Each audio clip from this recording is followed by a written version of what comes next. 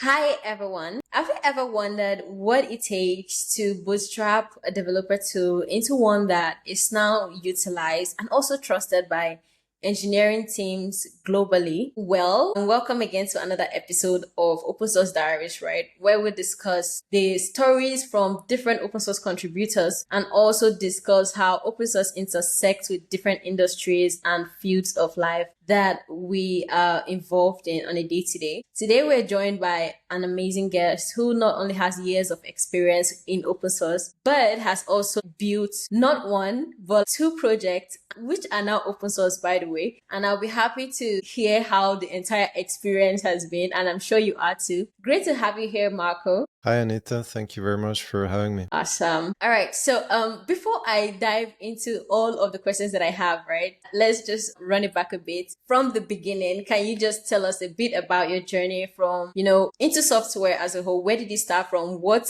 drove you to, where you are now? What inspired the whole process of who you have become at this point? Sure. So the more the more time passes, the more interesting this question becomes because technology moves so much that, the landscape is sort of almost unrecognizable every 10 years or so. But also there is, I think, along the way, there's a bit of maybe even collateral damage in that there are some great ideas in the past or ways of, getting started with software development or learning or connecting with others that have perhaps been forgotten a little bit. I started learning. I was fascinated by computers from the earliest kind of years that I could remember because I was like my father had a computer at home. He was doing some work and I was just fascinated by the screen on which you type something and information pops out and you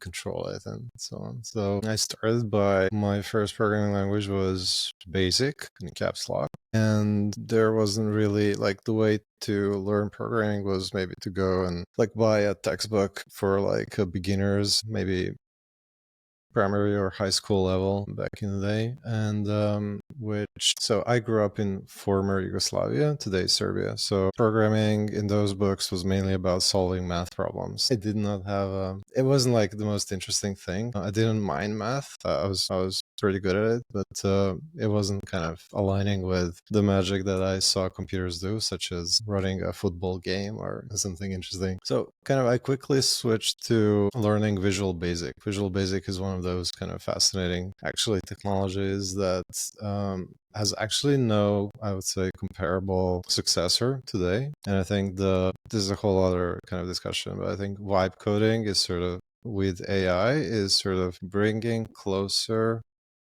the experience of programming with today's tools with what was possible with, like, for example, Visual Basic 25 years ago, sort of.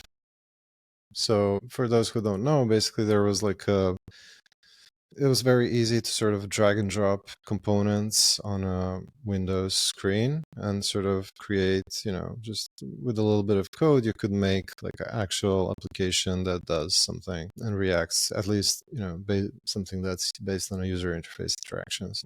Very fascinating to like a young teenager learning how to make computers do stuff. However, I quickly sort of took a turn and got into open source from that moment, because for me, I was always interested in building applications. So something that sort of an end user would use and do something interesting with.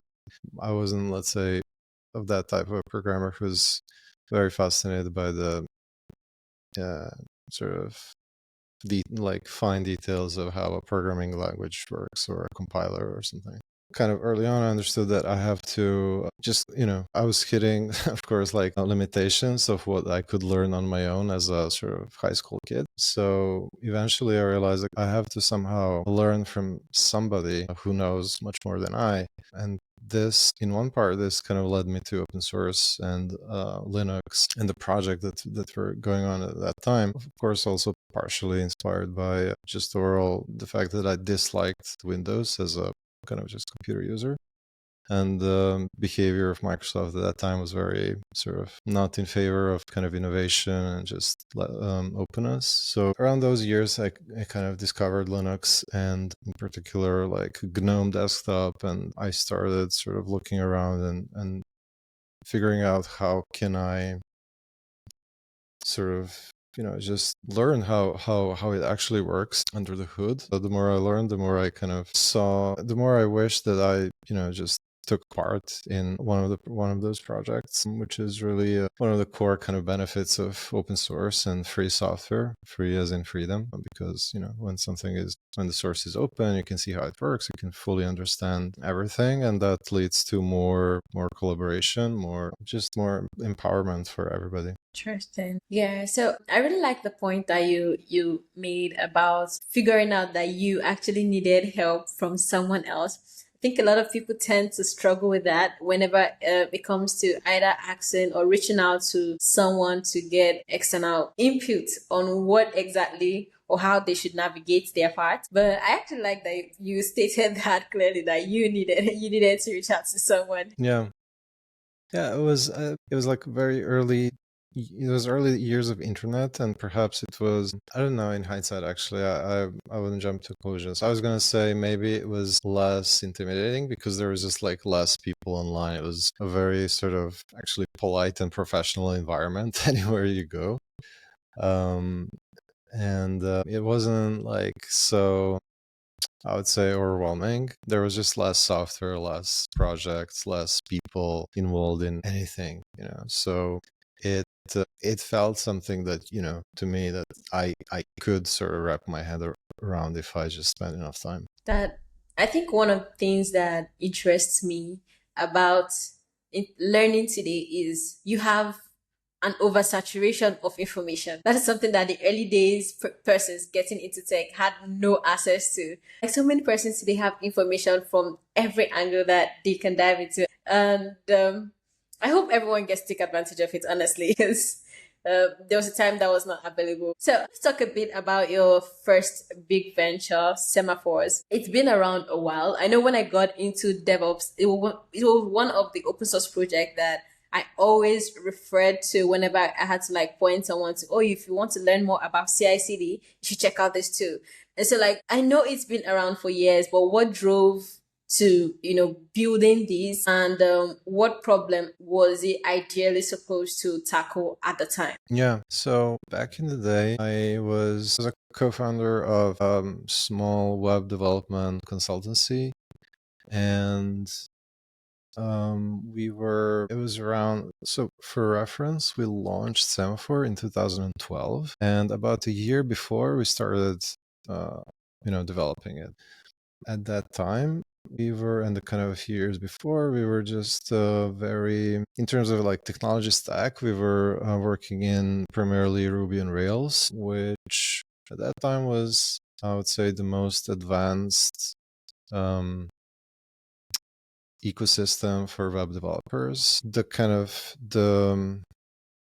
The philosophy of Rails and kind of the productivity benefits have really attracted a diverse sort of groups of people. Some of them had like a lot of experience coming from some quote unquote, like older stacks. And they brought a lot of like really valuable experiences, one of which was, the practice of automated testing. So in case, just to illustrate, so nowadays this is a pretty common practice in professional software development. This wasn't always the case. So basically the idea is, as you develop your software, there's really no reason that you should, every time something changes, that you go and manually verify if the application still works. Imagine if you have a web application, and every time there's you change something, you go and start from the scratch. Okay, let's see if the sign up form works, let's see if the login form works, let's see if I can perform whatever is the basic step in the application. Just a total waste of time. So the idea is to like write code that automates all this, just like you write code for the functionality, you write code for the tests, all the behavior, and you make that part of your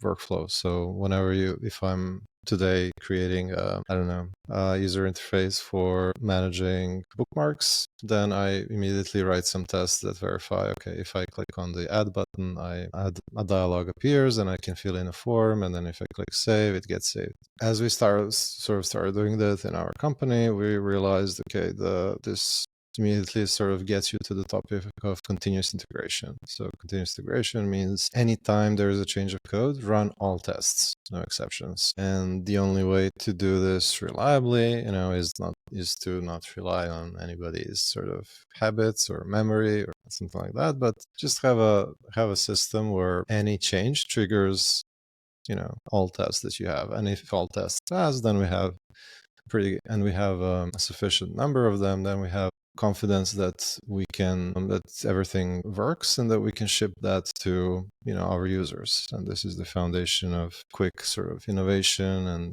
continuous improvement that's kind of built out the companies like Amazon and everybody else in the last few decades. So for this, you need an application that does this continuous integration. Continuous delivery has also been sort of codified as a bit broader practice. And when we needed a tool like that, we were already, let's say, accustomed to, for example, GitHub, which is a very nice UI for collaboration and storing code. And on the other hand, we were also getting spoiled by services like Heroku, for example, where you can just push code and they handle the deployment for you.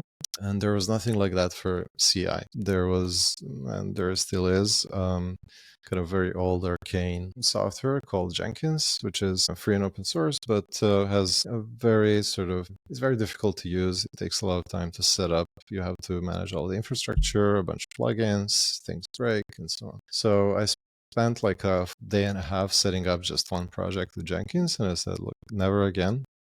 And basically, very soon after that, we realized actually there's an opportunity here, because we've been sort of looking for an opportunity to build a product and just be a product company. And that's how it all started with Semaphore. We said, let's just make a CI, cloud-based CI that works, that, can run your tests in a few clicks. How hard can that be? And here we are, like almost, more than a decade later. We're still, still. Yeah, thank you for that answer. So, first off, I think one of the exciting things about semaphores that I know so far is that compared to like various other open source options, which are not so many, right? It tends to make the developer experience like one of its priorities. Because imagine how much time Jenkins, or how exhausting, like in as much as Jenkins is really possible, like very popular rather, when it comes to functionality from the developer experience aspect of things, a lot of people struggle with it. But I really like that these are some of the things that Semaphores has, focused on.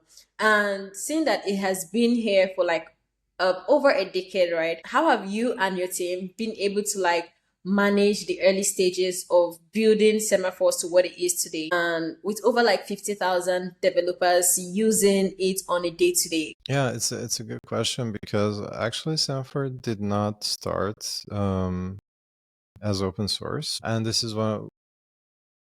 If I could sort of turn back the clock, I would start as open source, but it wasn't, let's say, very obvious back then. It was not very common, because our primary focus was to create a cloud-based service through CI. And at that time, it was sort of not even in the, let's say, common like mental model of the whole kind of industry to that, a cloud-based service. Like anything that works well in the cloud was already like a huge win and innovation, and making open source just didn't seem to even make sense. Now it's more clear that it does, but your observation is 100% correct. Like we have always focused on the developer experience, and I think this is one of the, you could approach this problem from, I don't know, like maybe a DevOps administrator perspective, or you could approach it as a developer experience problem. Because we were developers ourselves, that's what we optimized for. We wanted Semaphore to be as easy to use as possible, and also run your tests as quickly as possible. So that was our very first tagline, was CI based for speed and simplicity. So that was always sort of the guiding principles, and the reason we could even start and go on for all this time is, I mean, at the beginning, we didn't even understand how big the problem we were tackling, So we just started with, okay, let's make it work for Ruby on Rails web applications. That was our one and only objective in the beginning. Not even all Ruby, but just specifically Ruby on Rails. So that's how narrow the first version was. And it wasn't actually too narrow, because at that time that was by and large the most sort of one of the most popular web frameworks. And a lot of the kinds of people that we wanted to attract, so those who write tests, those who are open to trying new things, were in that community, not some other. In that sense, it was a good fit. And over time, it was, for actually many years, it was, all we did was just sort of understanding all the other ways of that people build software, and through other technology stacks and other paradigms. And, we sort of expanded the product to support that.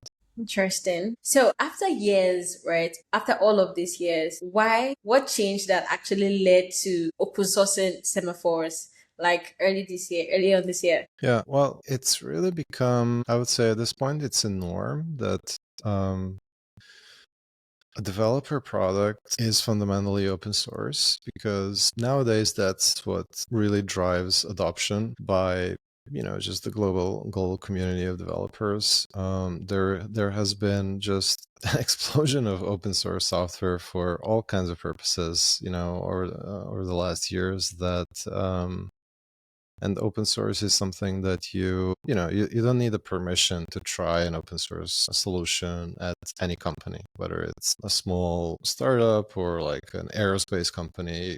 It's open source, so you can just give it a try. So this is something that also aligns with our business interests. Like, we don't want to make it difficult for people to try Semaphore. And also, as you can see from my story, like, we've always sort of aimed to just provide like a great alternative to like the generally what Jenkins has been in the past. And we just believe that, by making the code of Semaphore open, that's truly like a big piece that was sort of missing, in the years before, where it was closed source, nobody could really see how it works and contribute.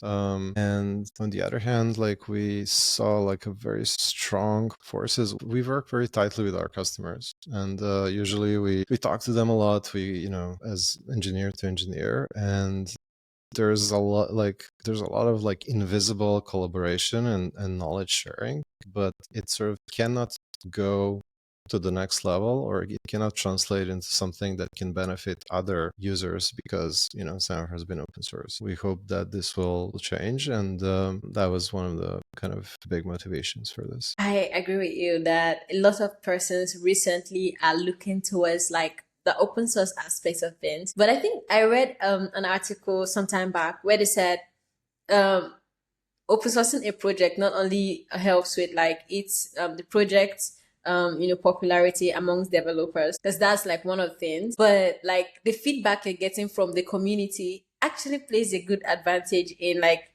the growth of that project over time, because like you're getting immediate feedback from the users and the contributors to that project, and it's easier to actually approach moving forward its projects when they're open source compared to like the closed source. Is that actually a thing? I think that I see several aspects. So if you're, for example, the part about contributions, if you're, for somebody who has not been part of any open source projects ever, it might sound even like a fantasy or something. Like, are you kidding me? People will do free work for you, like. But that's not the point. That's not why people do this. And even what I found really fascinating is, for example, I have recently sort of co-founded another project called Operately, which we'll probably talk a bit about later. But just for an illustration, this is a project that has not even been, let's say, it's still in early beta, so we don't even talk about it very much. It has a very basic website. It's still in development. We don't consider it fully ready for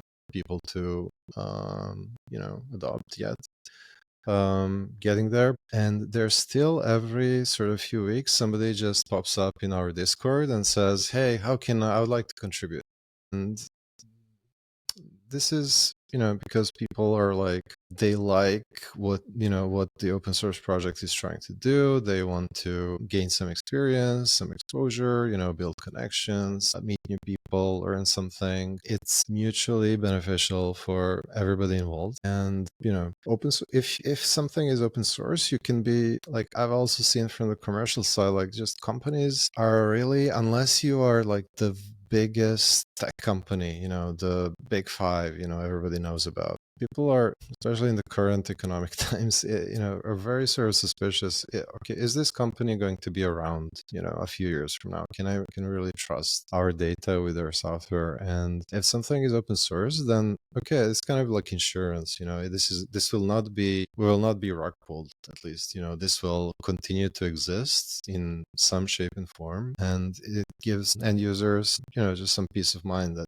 okay, this is part of sort of humanity's big library of ideas and software, and somebody can always pick it up, and it can live on if it's useful and solve some real problems. Sure.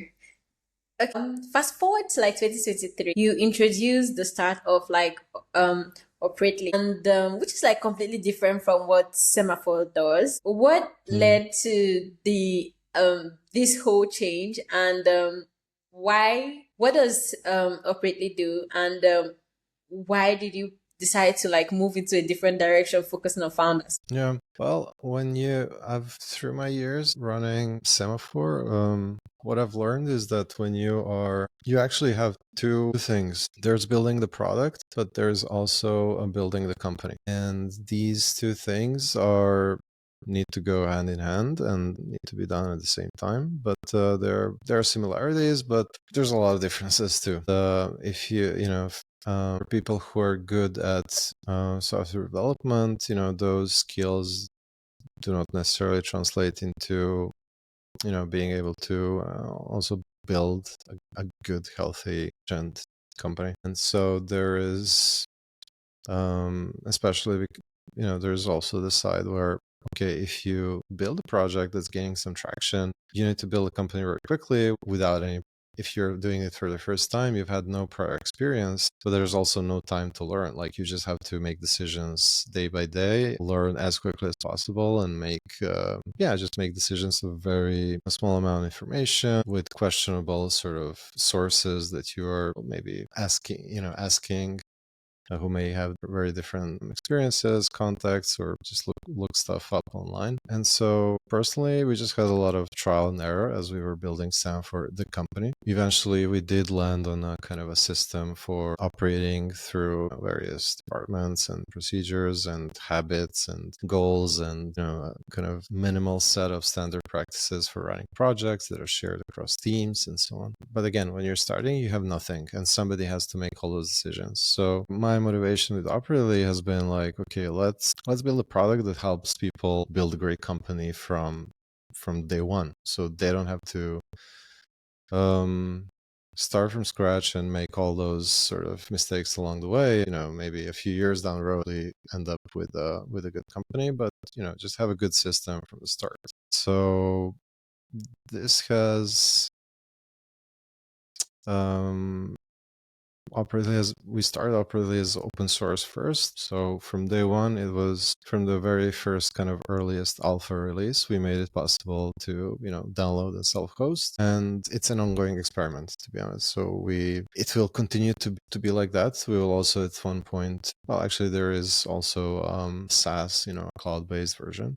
There are some other sort of philosophies that are also part of the mix. For example, I think it's time for software to evolve from very, I would say, crude tools that, maybe help you create a document, which is then completely static and doesn't really help you establish any kind of a process, and your project management being in one black box, and then your maybe documents being on another, and you hacking your way to track your goals in a spreadsheet and then connecting that to ongoing work.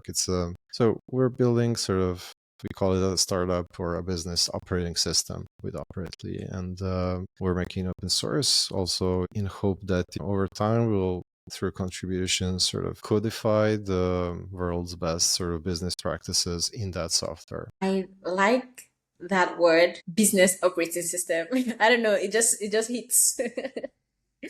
So, Yeah. what lessons did you pick from Semaphore, like the development of Semaphore up to what it is today, that you're bringing into Operately? Well, technically, they are quite different. So, Operately is a sort of a business tool, Semaphore is a developer tool. I think we're mainly bringing all the sort of business lessons that we learned over the years. Because at one point, you just stop you're no longer uninformed. You've seen every sort of pattern play out, and you can just confidently sort of say, okay, this is, let's say, the minimum viable set of processes for an organization to be, let's say, have some baseline of efficiency and be organized and not break down. And surprisingly, it's not really, none of that is really built into your typical like Notion or Basecamp or some other kind of software that's like very popular in those areas nowadays. So yeah, we're primarily aiming to challenge that also with the open source model, where I think it's open source has been absolutely dominant in developer tools, but it has not really, I think it's still just getting started in the broader sort of business and other areas. So I'm kind of excited to see how that plays out. And I think it only will amplify as artificial intelligence continues to sort of change our lives. I think with AI sort of completely changed the equation of, software development. Open source is really sort of, in my opinion, it's sort of the core requirement for something to be taken seriously in the years to come. Yeah. So, and I completely agree with you on that.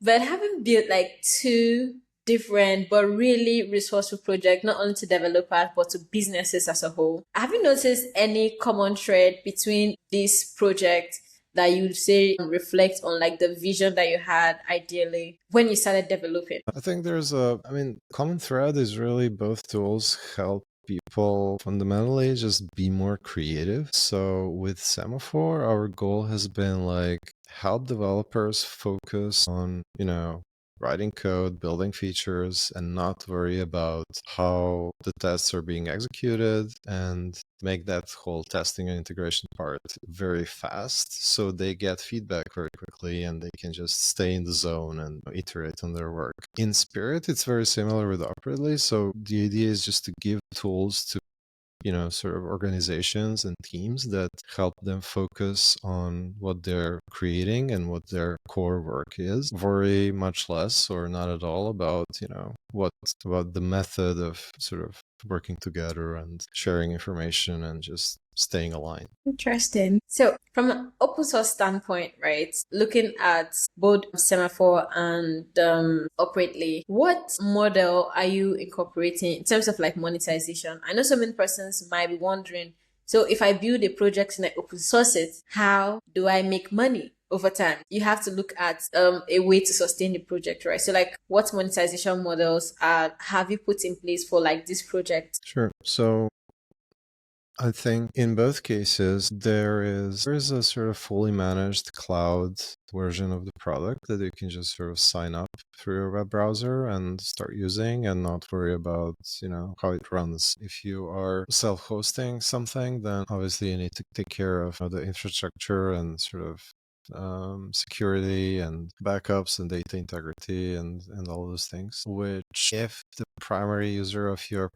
your project is a business, like there is I would say always a sufficient number of businesses out there who are not willing to take over all that responsibility. They are very willing to pay a vendor to manage that for them. So I think if you are building something for businesses, there is a pretty straightforward monetization method, which is offer a cloud-based platform in some shape and form that makes sense for the project, and have commercial licensing for companies that are, that need customer support, some special onboarding, and they just prefer some contractual obligation, some contractual arrangement, which is usually connected with the company size. What is increasingly sort of common nowadays is to have some kind of sort of just some kind of enterprise licensing based on a company size or revenue that sort of helps you, have a fair deal with the big guys. I think on the other hand, it can be very challenging if your open source project is something that's like a small component in something bigger.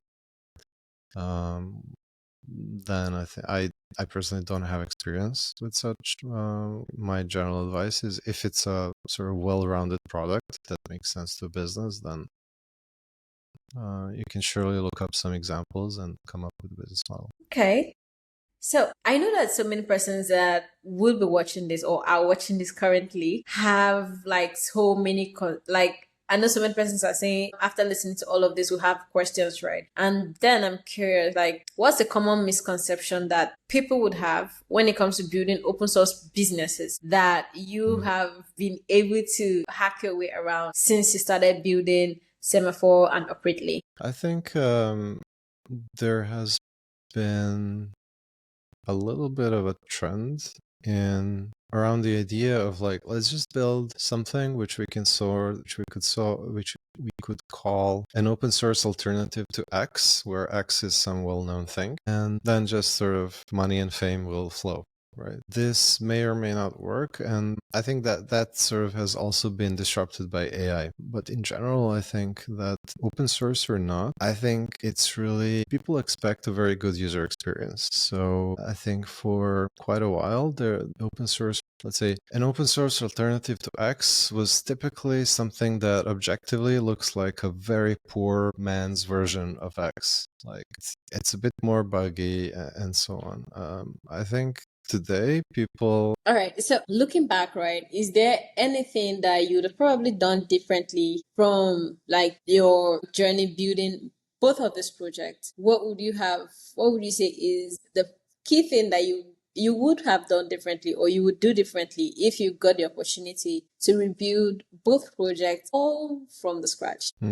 Well, I've mentioned already that I wish that we made Semaphore open source from the start. I wouldn't change the way we were approaching the whole actually product at all, because it was very sort of user experience oriented. If not that, then I also kind of regret not